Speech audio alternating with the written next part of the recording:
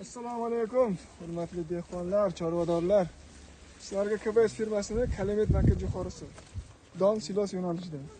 Mana joy aytib qattamiz. sotalar Samarqand viloyati Bulung'ur tumanida.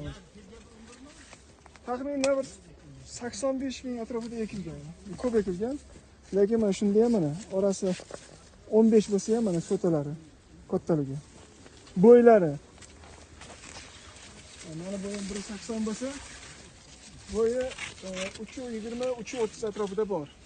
Poyalari qalin, dumbullari katta. Nechinchida ekilgan? 16-mayda ekilgan ekan.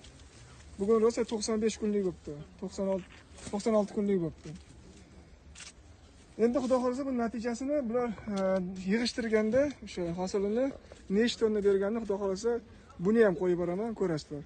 Lekin bizning mo'ljalimiz 18-19 tonna xudo xolasa berish kerak mana shu.